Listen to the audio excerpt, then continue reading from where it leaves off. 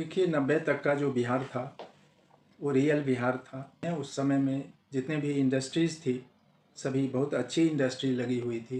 Sugar mill ले लीजिए, power sector ले लीजिए, थर्मल पावर स्टेशन ले लीजिए। 90 के बाद बंद हो गया सारी इंडस्ट्रियाँ धीरे धीरे, और उनको बहुत सारी कठिनाइयों का सामना करना पड़ा। उन्होंने बाहर जाना शुरू किया, अपने अपने क्षेत्र में सभी लोग ट्राई करते रहे और किए भी, और बहुत लोग इससे लाभान्वित होकर के अपनी प्रगति किए हैं। आदरणीय नीतीश जी ने बहुत कुछ किया है। उस समय से उन्होंने इतना प्रयास किया है, हर एक सेक्टर को आगे बढ़ाने का प्रयास किया। बिहार का जो बिजली का पोजीशन है ये नीतीश जी की देन है। अच्छा। उन्होंने एक दफ़े कहा भी था कि अगर हम सारे भी विलेज में अगर बिजली नहीं दे पाते हैं जी। तो हम इलेक्शन भी नहीं लड़ेंगे। यहाँ जो डेवलपमेंट होना चाहिए था, जो इंडस्ट्री आना चाहिए था, वो नहीं आ पाया। बिहार के हर एक लोगों के दिल में ये कशिश है, हम लोग बिहार के लिए कुछ करें, और प्रयास में सभी लोग हैं।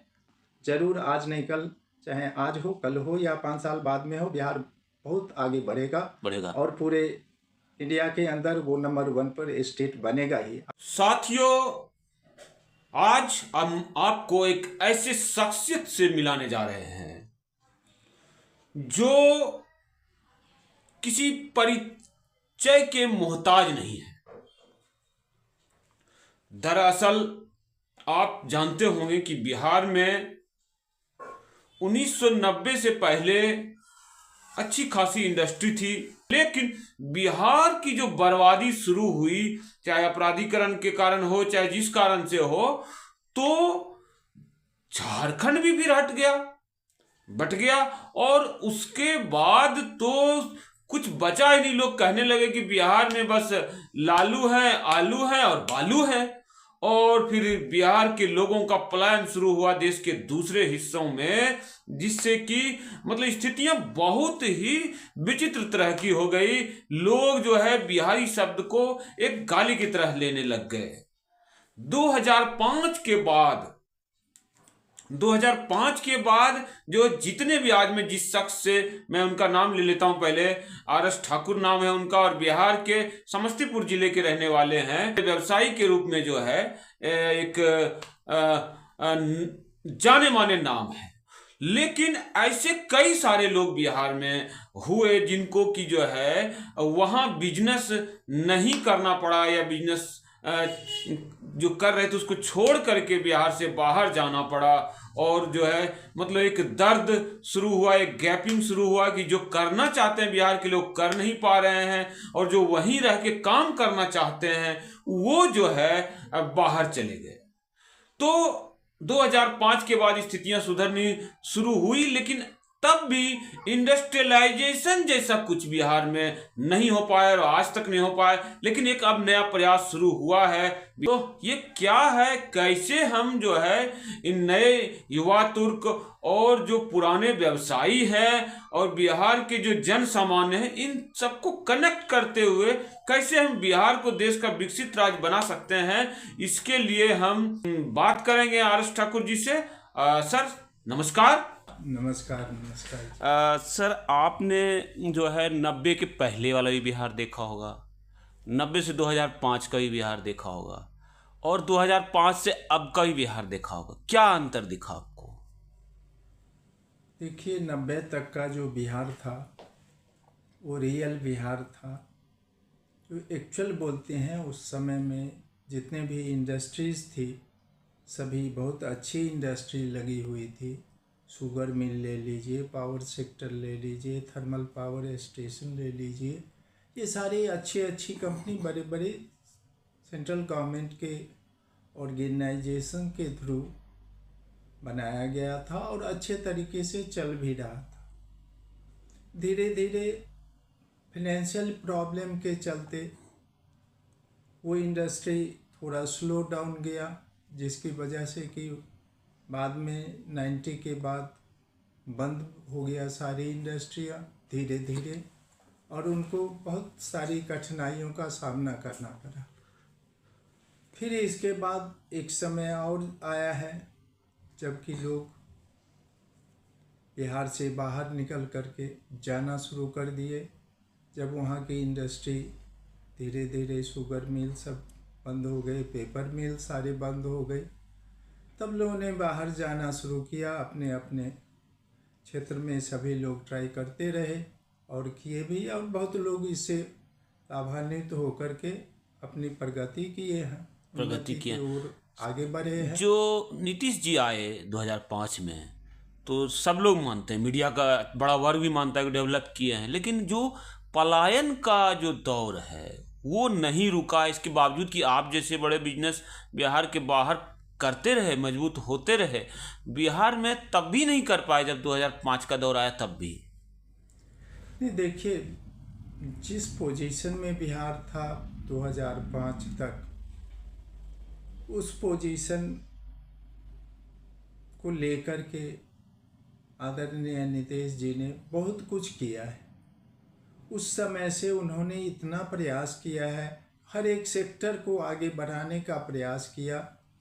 और शुरू में 2004 से 2015 तक देखें तो बिजली क्षेत्र में उन्होंने पूरी कर्मठता के साथ हर एक विलेज को कवर किया जी। ये बिहार का जो बिजली का पोजीशन है, ये नीतीश जी की देन है। अच्छा। उन्होंने एक दफ़े कहा भी था कि अगर हम सारे भी विलेज में अगर बिजली नहीं दे पाते हैं जी, तो हम इलेक्शन भी नहीं लड़ेंगे। तो ये उनकी देन है। सेंट्रल गवर्नमेंट का ज़रूर उसमें सहयोग रहा है। उस टाइम में कांग्रेस गवर्नमेंट की सरकार थी सेंटर में, उनका भी सहयोग रहा है, लेकिन पूरा सहयोग नीतीश जी का सर था। आप जैसे जितने भी सफल लोग हैं नीतीश जी को अच्छा ही बोलते हैं, मीडिया का एक बड़ा वर्ग अभी तक अच्छा ही बोलता है, लेकिन पलायन तो नहीं रुका न बिहार के लोगों का। उसके लिए मेन प्रॉब्लम है वहाँ लैंड का प्रॉब्लम। असल प्रॉब्लम लैंड है। हमारे पॉपुलेशन इतनी बड़ी पॉपुलेशन है और क्षेत्र एरिया बहुत कम है। अगर दूसरे स्टेट को देखें, राजस्थान को, तो राजस्थान से 3 गुना हमारा पॉपुलेशन है, लेकिन एरिया जो है हमसे 3 गुना ज़्यादा है। तो इस लिहाज से यहाँ जो डेवलपमेंट होना चाहिए था, जो इंडस्ट्री आना चाहिए था, वो नहीं आ पाया। इंडस्ट्री के लिए चाहिए रोड की व्यवस्था, वाटर की व्यवस्था। दूसरी बात ये भी है जो कि कुछ एरिया ऐसे हैं जो कि हमेशा फ्लड आ जाता है, नेपाल से पानी आ जाता है, तो इस वजह से वहाँ कोई इंडस्ट्री लगा नहीं सकते। और कुछ एरिया ऐसे हैं जहाँ पूरा सूखा होता है। फिर भी सर एक कशिश तो आपके दिल में होता होगा, आप भी तो उसी एरिया से हैं, समस्तीपुर से, जहाँ बाढ़ आता है। मैं तो हूँ गंगा के दक्षिण में, मुंगेर से, लेकिन एक आपके जैसे जितने भी होंगे बिहार में, उनका एक ग्रुप भी होगा आपका दिल्ली में, एनसीआर में, मिलते जुलते भी होंगे, तो आप लोगों के मन में कशिश तो होगा कि यार कुछ करें जो कि इसको मतलब एक डेवलप स्टेट बना दें। बिहार के हर एक लोगों के दिल में ये कशिश है, हम लोग बिहार के लिए कुछ करें, और प्रयास में सभी लोग हैं।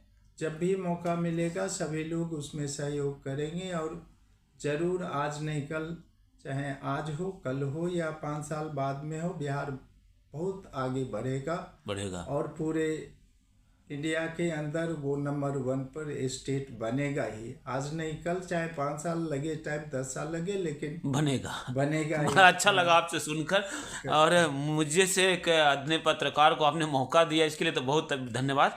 लेकिन सर राजनीति एक बड़े मायने रखती है डेवलपमेंट के लिए, और आज जो है सौभाग्य से कुछ ऐसे लड़के आ रहे हैं जो Bihar first, Bihari first, development, जाति तोड़ो की बात हो रही है। इसमें प्रशांत किशोर और चिराग का बड़ा नाम है।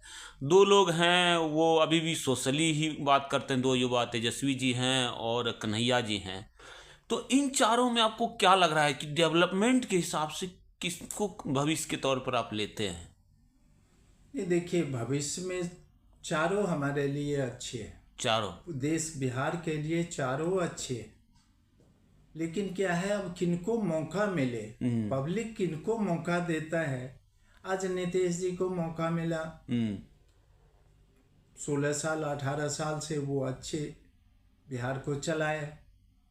अब कि आगे किसको मौका मिलेगा और क्या होगा जी, फिर से नीतीश जी आएंगे तो और अच्छा करेंगे, फिर अगर दूसरे को मिलता है अच्छी बात है। एक बिजनेसमैन की बड़ी खूबी होती है पक्षपात नहीं करना, तो आपने मेरे क्वेश्चन को बड़े ही जो है वो उसको अच्छे से लिया। किसी को नहीं आप बढ़िया या खराब बोल रहे हैं, कोई बात नहीं। मैं फिर से कोशिश कर रहा हूँ कि ये जो प्रशांत किशोर जी हैं, युवा ही हैं, इन चारों में थोड़ा उम्रदराज हैं लेकिन अपने आप को युवा बोलते हैं, लगातार बिहार में यात्राएं कर रहे हैं, जाति तोड़ों की बात कर रहे हैं, अपना टाइटल भी इन्होंने हटा दिया। और जो है अब इनको जो है पीके पांडे कह के कुछ लोग जो है कमेंट पास करते हैं, क्या ये सही है? देखिए, जो पढ़े लिखे लोग हैं वो कभी भी किसी के ऊपर कमेंट्स नहीं करते, लेकिन जिनको इस चीज़ का ज्ञान ही नहीं है वो अगर कमेंट्स कर दें उसकी कोई वैल्यू नहीं रह जाती है, नहीं रह जाती, नहीं रहती है। सब लोग अपने में काफ़ी सक्षम है। मुस्लिम समाज, दलित समाज और सवर्ण समाज को साथ लेते हुए सर्वजाति पार्टी जनसुराज को लेकर के इन्होंने बड़ा मतलब एक जो है एक मतलब बिहार के शांत पॉलिटिक्स में जो है एक कंकड़ डाल रखा है, जो है मतलब उथल पुथल मचा रखा है। 3 सीटों पे इनको करीब 1 लाख वोट आ गए, आरजेडी लूज कर गई, आरजेडी को खतरा महसूस हो रहा है। देखिए, जब कोई नए आदमी आते हैं तो दूसरे बगल वालों को थोड़ा ज़रूर झटका तो लगता है, लेकिन झटका का मतलब ये नहीं है जो कि आदमी सक्सेस नहीं हो। सक्सेस होने के लिए सबको अपने अपने रास्ते ढूंढते, अपने रास्ते से निकलते हैं। जितनी भी पार्टियां हैं, प्रशांत किशोर भी अच्छे अनुभवी आदमी हैं, इलेक्शन के माहिर आदमी हैं, उनसे और कोई सीख ही एक तरफ इनको पीके पांडे कह के प्रताड़ित करना, दूसरी तरफ इनका 1 लाख वोट लाना। पूर्णिया में शंकर सिंह हैं जहां राजपूतों का उनका वोट नहीं है, उनको जिता देना। कह रहा है कि पूरा बैकिंग था प्रशांत किशोर जी का, वो तो डर से चले आए नीतीश जी के साथ। तो ये लगातार सक्सेस क्या कह रहा है कहानी इनका? नहीं, उनका सक्सेस है। जो आदमी पढ़े लिखे हैं उनका सक्सेस आज नहीं कल, चाहे टाइम लगे, अगर लगे रहेंगे, पब्लिक की सेवा करते रहेंगे तो आज नहीं कल जरूर सक्सेस होंगे। तो क्या लग रहा है कि ये जो 2 युवा हैं जो बिहार की बात ज़्यादा कर रहे हैं, चिराग जी और जो है प्रशांत किशोर जी, आप लोगों को मौका देंगे बिहार को डेवलप करने का? नहीं, वो तो समय के हिसाब से चाहे जो भी आएंगे उनको चलना ही पड़ेगा। दिल में इच्छा है कोई युवा थामे कमान बिहार का? सबको इच्छा है जो कोई ऐसे आदमी भी आए जो और अच्छा कर सके, इसमें कोई ऐसी बड़ी बात नहीं है। आज के डेट में नीतीश जी भी बहुत अच्छे काम कर रहे हैं, कोई नहीं है उनके साथ। नहीं, नीतीश जी के मामले में तो है कि आप जैसे लोगों का, जो सफल लोग हैं, उनका साथ उनको मिला, इसीलिए वो कंटिन्यू करते जा रहे हैं। नहीं, करना चाहिए। जो अच्छे आदमी हैं उनको कंटिन्यू करना चाहिए जब तक कि कोई ऐसे अल्टरनेटिव कोई ऐसा आदमी ना आ जाए। लेकिन आज के डेट में ऐसे कोई उभर करके आ नहीं रहे हैं, एक्सपीरियंस्ड आदमी नहीं आ रहे हैं, सब यंग जनरेशन के आ रहे हैं। अगर एक्सपीरियंस्ड आदमी हो तो जरूर वो और कुछ अच्छा ही करेंगे। एक बात है सर कि जो लोग सफल हुए, जैसे कि आप हैं और आपके सर्कल में और भी लोग होंगे बिहार के, ऐसे लोगों को राजनीति में मौका क्यों न दिया जाए कि वही उनमें अनुभव है इंडस्ट्री चलाने का, लोगों को रोजगार देने का, बच्चों को सही दिशा देने का। तो आप अपने बिहार के सभी बच्चों को एक दिशा देंगे, ऐसा एक एनवायरनमेंट क्यों नहीं बनना चाहिए बिहार में? नहीं, बनना जरूर है, बनना चाहिए, जरूर बनना चाहिए, लेकिन क्या है, बिहार का कल्चर ऐसा है नहीं। जैसे साउथ का कल्चर है, जो बड़े इंडस्ट्रियलिस्ट हैं वो पॉलिटिक्स ज्वाइन करते हैं, लेकिन बिहार के अंदर, बिहार के लोगों में ये चीज़ नहीं है। हम आम पब्लिक के साथ अन्याय करेंगे। अच्छा, हम लगे रहेंगे अपने इंडस्ट्री के चक्कर में, हम उनके साथ न्याय नहीं कर पाएंगे। लेकिन ये चीज़ तो जरूरी नहीं कि सच हो। अगर हम पॉलिटिक्स ज्वाइन करते हैं तो उनके साथ पूरा टाइम देना पड़ेगा, उनके दुख सुख में हमें साथ देना पड़ेगा और उनके साथ मिलजुल करके चलना पड़ेगा। हेलो, अगर आपको राजनीति में मौका मिला तो आप योगदान करना चाहेंगे? देखिए, मौका मिलना और नहीं मिलना एक अलग बात है, और अगर लोगों को मौका मिलता है तो ज़रूर कोशिश करते हैं जो जाएं पब्लिक की सेवा करें। इसमें कोई शक नहीं है, चाहे कोई भी हो, इंडस्ट्रियलिस्ट हो, चाहे कोई भी गवर्नमेंट सर्वेंट हो, या जो भी आम पब्लिक हो। आपने सुना है कि आप पहले बिजली सेक्टर में बहुत काम कर चुके हैं, लेकिन अब एजुकेशन में भी उतरना चाहते हैं, तो क्या कुछ बिहार में को देंगे जिससे रोजगार ही मिले? हम लोग चाहते हैं जो बिहार में भी कुछ एजुकेशन के क्षेत्र में, कुछ हायर टेक्निकल एजुकेशन के क्षेत्र में कुछ करें, और इसके लिए हम प्रयास कर रहे हैं। गवर्नमेंट से भी बात करेंगे इसके बारे में, और अगर कोई रास्ता निकला तो आगे इसके ऊपर काम किया जाएगा। सरकार स्कूलों की बहुत ज़रूरत है, प्राइवेट स्कूलों की। कोई अच्छा स्कूल खोलेंगे? भी अच्छे स्कूल खोल सकते हैं, खोलेंगे की पूरा कोशिश करेंगे और खोलने के विचार में है। यूपीएससी और बीपीएससी, मेरा अंतिम प्रश्न है आपसे, ये जो देश चलाने वाले लोग हैं और पिछले करीब 10 दिन से बहुत परेशान है बिहार पेपर लीक की घटना से, और इसमें जेल भी जा चुके हैं प्रशांत किशोर, क्या लग रहा है किसके साथ अन्याय हो रहा है, कौन राजनीति कर रहा है इसमें? नहीं, देखिए, सबसे बड़ी बात है जो स्टूडेंट्स का जो विचार है, जो स्टूडेंट्स इतने तकलीफ़ करके अपने माँ बाप से पैसे लेकर के आते हैं, कोचिंग करते हैं, 12-12 घंटे 18-18 घंटे पढ़ते हैं, बड़े तकलीफ़ से रहते हैं। अगर उनकी एग्ज़ाम में इस तरीके का कहीं धांधली होती है, क्वेश्चन लीक होता है, तो ये बहुत दुखद बात है। ऐसी बातें होनी नहीं चाहिए कभी भी, लेकिन अगर होता भी है तो सरकार को इसके ऊपर पूरा एक्शन लेना चाहिए, इसको फिर से एग्ज़ाम कंडक्ट कराना चाहिए, और जैसे कि मैक्सिमम बच्चों को इसको लाभान्वित करने का प्रयास किया जाना चाहिए सरकार की ओर से। अभी जैसा सुनने में आ रहा है, जो बीपीएससी के चेयरमैन को भी मुख्यमंत्री जी ने कहा है जी इमीडिएट इस पर एक्शन लीजिए, और जो भी अच्छा सजेशन हो बातचीत करके इसको रिजॉल्व करिए। तो देखिए सरकार क्या करती है।